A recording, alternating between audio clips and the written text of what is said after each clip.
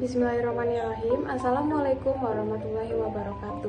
Perkenalkan, saya Aprilia Ningsi dari moderator kelompok 4 sekaligus pemateri ketiga yang akan membantu jalannya presentasi kali ini dengan judul Pembelajaran Menulis di Bahasa Indonesia di Sekolah Dasar.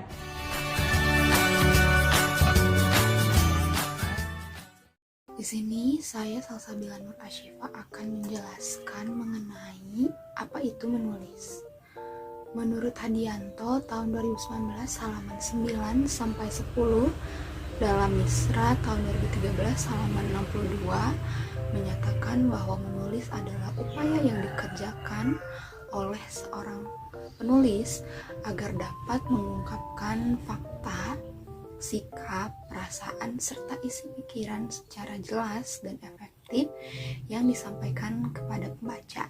Selain itu, menurut Badawi tahun 2016 halaman 123 mengemukakan bahwa kemampuan menulis merupakan kemampuan dalam menggunakan bahasa tulis untuk memberikan informasi mengenai suatu peristiwa, sehingga terjadilah sebuah komunikasi. Saat seseorang menulis, pembaca akan dapat merasakan dan juga dapat tersalurkan apa yang penulis ingin sampaikan. Selanjutnya ada fungsi menulis. Terdapat 5 fungsi menulis menurut Yunus tahun 2014 dalam Simar Mata Jenner tahun 2019 halaman 6. Yang pertama ada fungsi personal. Fungsi personal ini yaitu dengan menulis kita dapat mengungkapkan sikap, perasaan maupun pikiran kita yang dapat dituangkan dalam surat maupun buku harian. Lalu ada fungsi instrumental atau direktif. Dengan menulis kita dapat memberikan pengaruh atau sikap terhadap orang lain. Lalu selanjutnya ada fungsi interaksional. Fungsi ini dapat menjalin hubungan sosial. Jadi kita dapat memberikan kabar atau memberikan pendapat terhadap orang lain sehingga dapat menjalin hubungan sosial. Lalu ada fungsi informatif. Fungsi informatif ini adalah dengan menulis kita dapat memberikan informasi terhadap orang lain. Lalu ada fungsi estetis. Fungsi estetis ini berfungsi untuk mengekspresikan rasa keindahan. Contohnya seperti dalam membuat puisi. Selanjutnya kita akan membahas mengenai pembelajaran menulis di SD. Menulis adalah mengungkapkan sesuatu yang ada dalam pemikiran kita. Siswa dalam menulis perlu untuk dapat memiliki modal pengetahuan dalam menulis seperti ejaan dan juga kosakata. Maka dari itu, pembelajaran menulis di SD harus dimulai dari tahap yang paling sederhana ke tahap yang paling biasa hingga pada tahap yang sukar. Hal tersebut perlu melalui tahap yang sesuai dengan tingkat pemikiran siswa. Tahap tersebut menurut Apri Damai tahun 2017 halaman 20 dapat dibagi menjadi 2 tahap, yaitu ada menulis permulaan dan menulis lanjutan. Menulis permulaan. Dalam tahap ini, pembelajarannya itu meliputi persiapan menulis dengan melatih siswa memegang pensil dan mengoreskannya di kertas, menulis huruf dan merangkainya menjadi suku kata, dari suku kata menjadi kata, dan kata menjadi kalimat sederhana.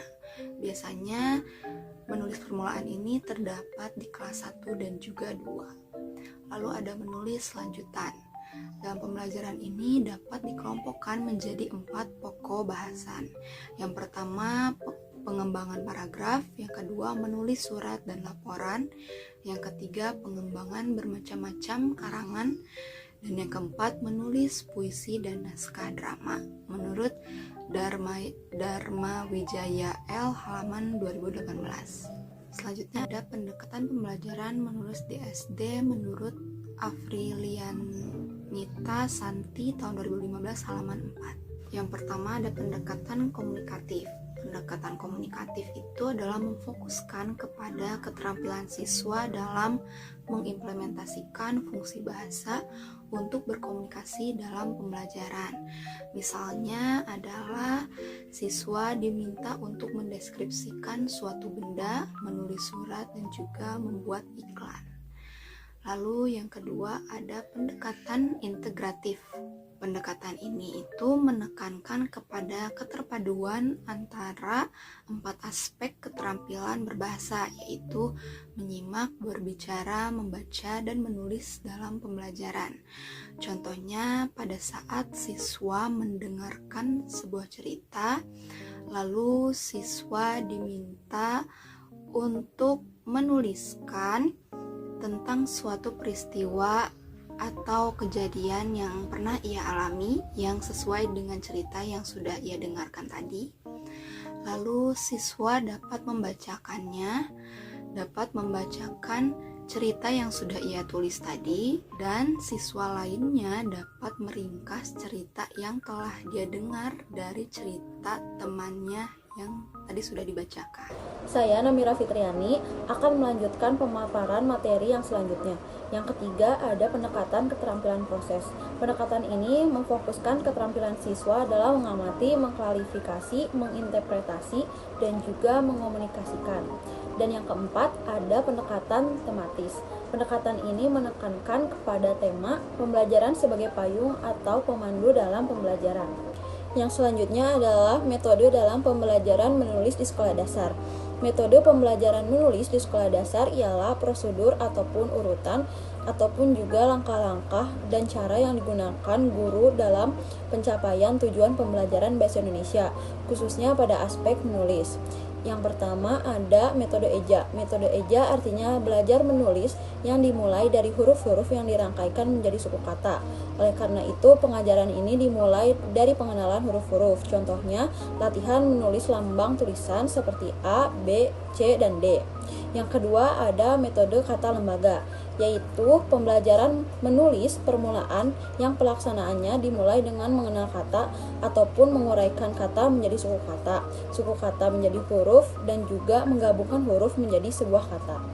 Selanjutnya di sini ada teknik pembelajaran menulis di sekolah dasar menurut Yarni dan juga Kaban pada tahun 2015 halaman 73. Yang pertama ada menulis secara langsung tanpa memperdulikan teori. Dan yang kedua memulai menulis dari bagian yang disukai oleh siswa. Dan yang terakhir ada menulis non-linear. Yang selanjutnya adalah strategi pembelajaran menulis di sekolah dasar. Yang pertama ada kegiatan menulis berdasarkan rangsangan visual. Berdasarkan rangsangan visual, yaitu kegiatannya dapat dilakukan dengan cara menyajikan gambar ataupun sebuah film. Contohnya ditayangkannya sebuah video yang merupakan sebuah rangkaian cerita dongeng. Yang kedua adalah kegiatan menulis berdasarkan rangsangan suara. Bentuk kegiatan menulis ini dilaksanakan dengan cara menyajikan suara yang dapat berbentuk dialog, ceramah, diskusi, ataupun tanya jawab, baik berupa rekaman langsung maupun tidak langsung. Contohnya disajikan rangsangan suara yang merupakan rekaman ceramah. Yang ketiga adalah kegiatan menulis dengan rangsangan buku. Kegiatan ini dilakukan dengan cara menyajikan teks bacaan dan siswa diminta untuk membuat karangan berdasarkan teks yang telah dibacanya. Yang keempat, kegiatan menulis yang didasarkan pada tema. Kegiatan menulis ini dilakukan dengan cara menyajikan sebuah atau beberapa topik dan siswa diminta untuk membuat suatu karangan berdasarkan topik tersebut. Contohnya disajikannya beberapa topik kepada siswa. Dan yang keempat, menulis karangan bebas. Menulis karangan bebas dilaksanakan dengan cara meminta siswa untuk membuat karangan dengan tema dan sifat karangannya ditentukan sendiri oleh siswanya. Contohnya, buatlah sebuah karangan dengan tema dan juga jenis karangan yang Anda sukai. Selanjutnya, perkenalkan saya Aprilia Ningsih dengan NPM 1950651 akan memaparkan mengenai implementasi menulis dalam pelaksanaan pembelajaran ini menggunakan teori dari Tomkins. Menurut Tomkins, pada tahun 1994 dalam resmini pada tahun 2010 di halaman 223 menguraikan proses menulis menjadi 5 tahap yang diidentifikasi melalui serangkaian penelitian seperti pra-menulis, penyusunan konsep, perbaikan penyuntingan, dan penerbitan. Selanjutnya, dari lanjutan slide 10, yaitu ada 5 tahapan. Yang pertama, tahapan pramenulis atau pre-writing, di mana dalam pembelajaran siswa diinstruksikan untuk membaca teks cerita fiksi. Lalu siswa mencari informasi terkait tokoh dalam cerita tersebut, dilanjutkan dengan membuat kerangka karangan seperti awal, inti, dan penutup, serta menentukan tujuan menulis teks-teks fiksi. Yang kedua yaitu tahap menulis atau drafting, di mana dalam pembelajaran siswa melalui bimbingan guru mencoba membuat draft teks deskripsi tokoh cerita fiksi sesuai dengan kerangka karangan yang telah dibuat siswa sebelumnya.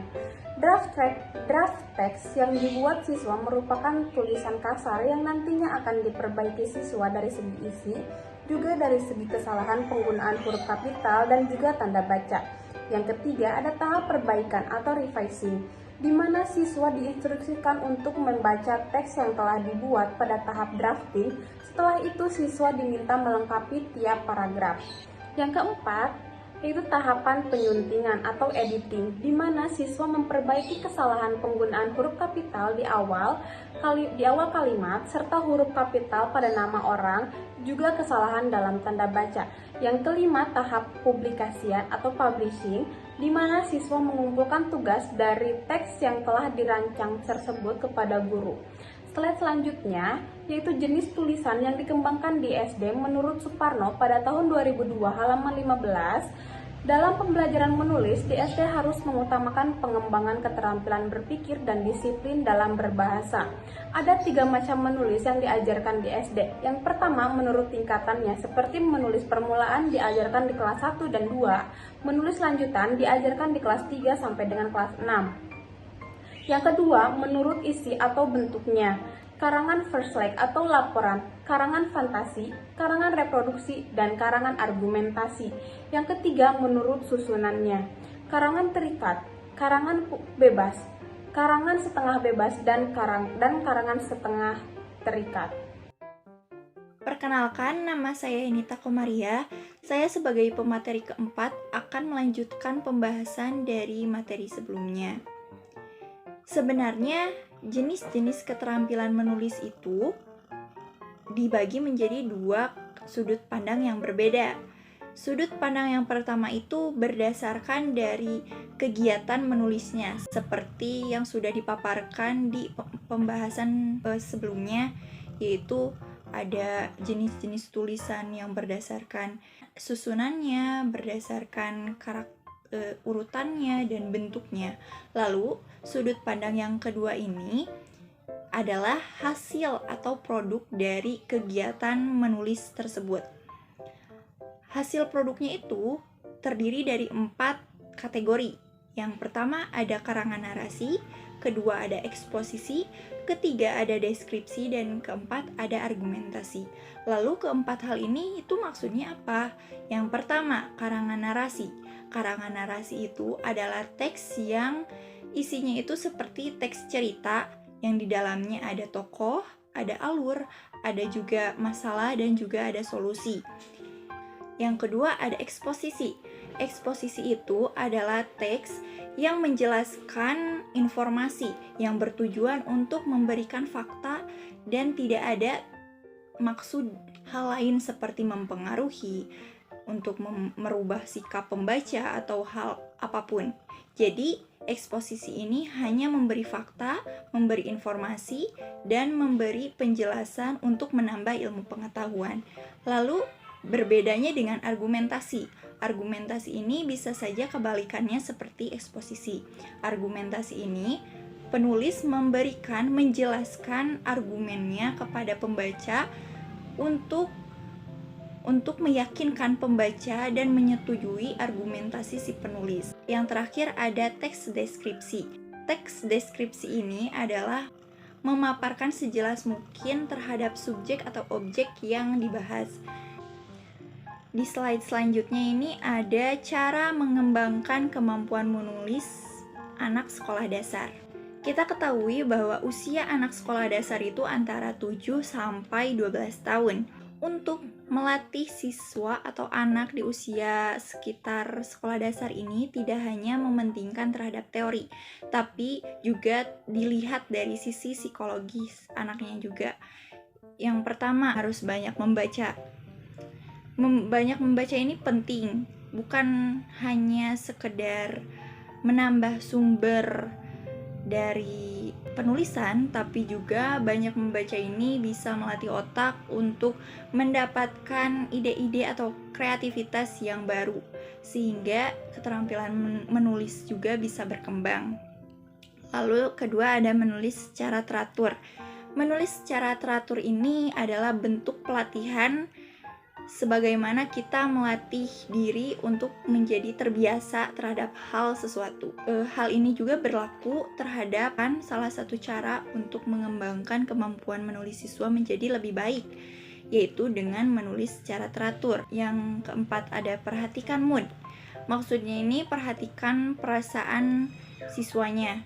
Jika siswa itu merasa tidak nyaman atau perasaannya sedang tidak mendukung untuk melakukan proses perkembangan kemampuan menulis, sebaiknya tidak usah dipaksa atau tidak dilanjutkan, karena keterpaksaan ini bisa membuat siswa itu menjadi tidak nyaman terhadap pelatihan dalam mengembangkan kemampuan menulis, sehingga hal ini bisa menyebabkan kegiatan pengembangan kemampuan menulis bisa terhambat.